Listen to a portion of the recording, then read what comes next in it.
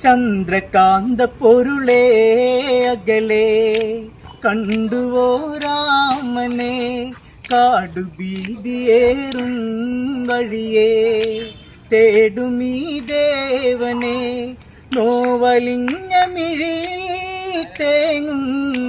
പൂന്തിങ്കളേ ചന്ദ്രകാന്ത പൊരുളേ അകലെ കണ്ടുവോ രാമനെ കാടുവീതിയേറും വഴിയേ തേടുമീ ദേവനെ നോവലിഞ്ഞ മിഴിയിൽ തേങ്ങും പൂന്തിങ്കളേ